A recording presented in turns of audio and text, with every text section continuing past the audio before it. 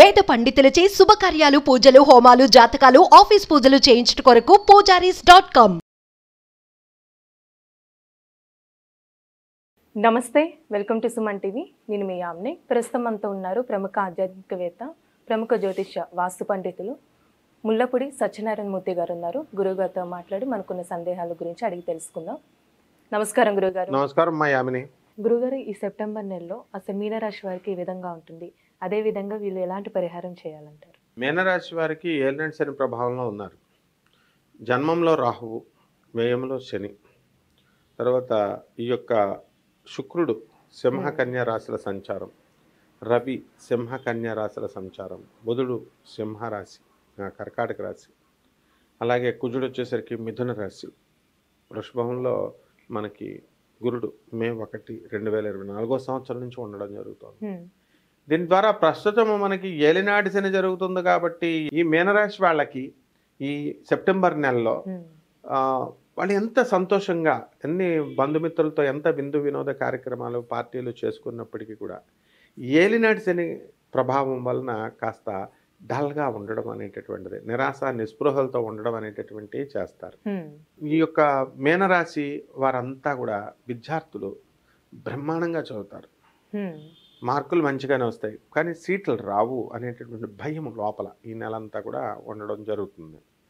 అలాగే ఉద్యోగాలు చేస్తున్నటువంటి వాళ్ళ హెడ్ క్వార్టర్స్లో వీళ్ళని పిలవడం, వర్క్ ఫ్రమ్ హోమ్ చేస్తున్నారు కదా, ఇంకా చాలే ఇక వచ్చి ఆఫీసులో రిపోర్టింగ్ ఇవ్వండి అని రావడం అనేటటువంటి జరుగుతాయి ఈ నెలలో. మేము రాము అనేటటువంటి వాళ్ళకి కొంచెం టైం ఇచ్చుకుంటూ వచ్చారు, లేకపోతే నేను పంపించేస్తామని చెప్పేస్తారనమాట. అదంతా కూడా ఏలినాటి శని ప్రభావం. అలాగే పాపం వీళ్ళు బంధుమిత్రులు అందరితో విందు వినోద కార్యక్రమాలు ఇస్తారు, అన్నీ చేసినా సరే వీళ్ళకి ఏం జరుగుతుందంటే ఈ నెలలో ఏమిటిలాగా మంచి పేరు రాదనమాట, పాపులారిటీ. ఆ తర్వాత ఈ కేతుగ్రహ ప్రభావం వలన ఎక్స్పోర్ట్స్ ఇంపోర్ట్స్ బిజినెస్లో బ్రహ్మాండంగా వీళ్ళు సాధించడం జరుగుతుంది. అండ్ సినీ సంగీత సాహిత్య రంగాల్లో ఉన్న వాళ్ళకి మంచి పేరు ప్రతిష్టలు, మంచి పారితోషికాలు రావడం జరుగుతాయి. అండ్ ఈ మీనరాశి వాళ్ళు ఎవరైతే ఉన్నారో వాళ్ళు సినిమాలు తీస్తున్న డైరెక్టర్లు, హీరోలు, యాక్టర్లు వీళ్ళందరికీ మంచి పేరు వచ్చి చక్కగా ఏదో ఒక నంది అవార్డును, నేషనల్ అవార్డును, ఇలాంటి ఏదో ఒక అవార్డులు రావడానికి అవకాశాలు వీళ్ళకు ఉంటాయన్నమాట సమీప భవిష్యత్తులో వీళ్ళు అప్లై చేసుకున్నట్లయితే. ఆ విధంగా ఈ మీనరాశి వారికి తమ ఉజ్వల భవిష్యత్తుకి పునాదులు అనేటటువంటి నెలగా చెప్పుకోవచ్చు. అయితే ఒక్క మైనస్ పాయింట్ ఉంది. మరి జన్మరాశిలో రాహుగ్రహ ప్రభావం వల్ల వాళ్ళనే నమ్ముకోరన్నమాట. ఆయన రాహు ఎంతటి గొప్పవాడంటే సాక్షాత్తు శ్రీమన్నారాయణమూర్తినే నమ్మడు ఆయన. కాబట్టి వీళ్ళ తల్లిదండ్రుల మధ్య గొడవలు, ఏదైనా డిస్కషన్స్ జరుగుతుంటే ఒకప్పుడు ఎంతో డీసెంట్గా బిహేవ్ చేస్తున్నటువంటి మీనరాశి వాళ్ళు తల్లిదండ్రులు ఏం చెప్పుకుంటున్నారో మా గురించి, మేము కొత్తగా పెళ్ళైంది, మా ఆవిడ దగ్గర మా పరువు తీసేస్తున్నారు, ఏమన్నా చెప్పుకుంటున్నారని ఆ తలుపు పక్క నుంచి వినడం అనేటటువంటిది తల్లిదండ్రులు గమనించి ఏంటంటే ఇలా అయిపోయారు అని అడుగుతారు. ఇదంతా కూడా ఏలినాటి శని ప్రభావం, జన్మ రాహువు యొక్క ప్రభావం. కాబట్టి వీళ్ళు ఏమి వ్యాపారాలు చేయాలండి అంటే సాఫ్ట్వేర్ కంపెనీలు పెట్టకూడదు, ఎలక్ట్రానిక్స్ బిజినెస్లు చేయకూడదు. శని వ్యయస్థితిగతుడై ఉన్నాడు కాబట్టి ఇనుము సంబంధించిన వ్యాపారాలు కానీ, ఐరన్ సంబంధించినటువంటి వ్యాపారాలు కానీ పెట్టడానికి కుదరదు, చేయకూడదు. అలాగే ఈ యొక్క కేతువు సప్తమ స్థితిగతుడై ఉన్నంత కారణంగా వీళ్ళకి అనారోగ్యం సమస్యలు అనేటటువంటిది భారీగా రావడానికి అవకాశాలు ఉంటాయి. సో అంటే హాస్పిటల్లో జాయిన్ అయిపోవాలని ఏమి ఉండదు, కానీ తనకు ఏమైనా ప్రాబ్లమ్స్ వస్తుందంటే కేతువు సామాన్యమైనటువంటి ప్లానెట్ కాదు, అది ఉగ్ర ప్లానెట్. హాస్పిటల్లో డబ్బులు ఖర్చు అవుతాయని అలా, లేకపోతే కొంతమందికి నిజంగా చేర్చడం అనేటటువంటిది ఈ విధంగా ఒక రకమైనటువంటి టెన్షన్లో ఉంటారన్నమాట. అంటే ఇప్పుడు ఆరోగ్య సమస్యలు అంటున్నాయండి రాశి వారికి సంబంధించి? ఉన్నాయి. మానసికంగా బాధలు, జన్మరాహు కాబట్టి యూరినరీ ప్రాబ్లమ్స్, అప్పులు, ఆరోగ్యం ఎప్పుడు వస్తుందమ్మా, మానసిక ప్రాబ్లమ్స్ ఇవన్నీ కూడా అప్పులన్నీ మీద పడిపోతాయి. బెట్టింగ్ల కోసం లక్షల రూపాయలు కాసి ఒక్కొక్క మీనరాశి వాళ్ళు ఇంచుమించుగా 35 లక్షల రూపాయల దాకా ఈ ఎలక్షన్స్ టైంలో మళ్ళీ పోగొట్టడం అనేటటువంటి జరిగినాయి.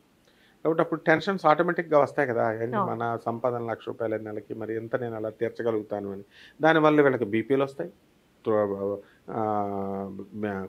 కొలెస్ట్రాల్ ఇవన్నీ కూడా పెరగడం అనేటటువంటివి జరగడం జరుగుతుంది. అయితే యవ్వనంలో ఉన్నటువంటి వాళ్ళకి ఏం కాదు, కానీ కొంచెం మరి ఏజ్ అడ్వాన్స్ అయినటువంటి వాళ్ళకి కొంచెం డెఫినెట్గా మరి ప్రాబ్లమ్స్ అనేటటువంటివి రావడానికి అవకాశాలు ఉంటాయి. కాబట్టి ఈ మీనరాశి వాళ్ళు ఏంటంటే they should be avoiding they should avoid quarrelsome అనమాట. అంటే గొడవలు ఇవన్నీ కూడా పెట్టుకోకుండా వీళ్ళు హ్యాపీగా ఉండడం మంచిగా ఉండడం అనేటటువంటిది ఆలోచించాలా. టెన్షన్ దేనికి ఫీల్ అవ్వకూడదు. ఎలా జరిగేది అలా జరుగుతుందనే ఉద్దేశంతో ఉండాలా. అలాగే బంధుమిత్రుల కార్యక్రమాలతో మీరు పాల్గొనేటటువంటి వాళ్ళు మీరు ఎలాగో బంధువులు లేకుండా ఉండలేరు. కాబట్టి ఫ్రెండ్స్ లేకుండా ఉండరు. Let them continue in their own style of living. అందువల్ల వాళ్ళ పనులు వాళ్ళు చేసుకోవాలి. కాబట్టి నర్వస్నెస్ రాకుండా, మనల్ని డిస్కరేజ్ చేసేటటువంటి స్నేహితులు ఉండకుండా, మనల్ని నిత్యం ఎంకరేజ్ చేసేటటువంటి వాళ్ళ దగ్గర ఉంటూ ముందుకెళ్తే మంచి సలహాలు చెప్పేటటువంటి వాళ్ళ దగ్గర ఉంటే సక్సెస్ వస్తుంది. అయితే అండి ఇప్పుడు శుభకార్యాలు జరిగే అవకాశం ఉందంటారా? ఉంది. మీనరాశి వాళ్ళకి శుభకార్యం జరగడానికి అవకాశాలు ఉన్నాయి. వివాహం కానటువంటి వాళ్ళకి వివాహాలు అవుతాయి. సంతానం లేనటువంటి వాళ్ళకి సంతానం కూడా కలగడానికి అవకాశాలు ఉంటాయి. సో ఉద్యోగాలు రానటువంటి వాళ్ళకు కూడా ఉద్యోగాలు రావడానికి అవకాశాలు ఉంటాయి. అండ్ ప్రేమ కోసం ఎన్ని సంవత్సరాల నుంచో కష్టపడుతూ ఉన్నటువంటి వాళ్ళకి గర్ల్ ఫ్రెండ్స్ దొరకనటువంటి వాళ్ళకి ఈ నెలలో టపిమని గర్ల్ ఫ్రెండ్స్ కూడా దొరకడం అనేటటువంటిది ఒక కొస మెరుపు. అంటే ఏలినట్స్ వెళ్ళేటప్పుడు అన్నీ కూడా బంధించేస్తాడనమాట. అన్నీ బంధాలలో ఇరికిస్తాడు. మ్యారేజ్ చేసేసరి ఒక 50 సంవత్సరాలు వెళ్తూ ఉండు ఈ రకంగా అనమాట. కాబట్టి ఈ యొక్క సమస్యల్లో మనకి మిక్స్డ్ రిజల్ట్స్ ఇవ్వడం అనేటటువంటిది జరుగుతాయి ఏలినట్స్లో. సో అయితే అండి వీళ్ళకి సంబంధించిన పరిహారం అంటే ఏంటి? డెఫినెట్గా చేసుకోవాలి వీళ్ళు. లేకపోతే అత్తగారులతో గొడవలు, ఈ భార్యతో గొడవలు, తర్వాత ఇంటి ఎదురుకుండా ఉన్న ఆడవాళ్ళతో గొడవలు, పక్కింటితో గొడవలు, నేల బిందెల గొడవల్లాగా అయిపోద్ది వీళ్ళ జీవితం.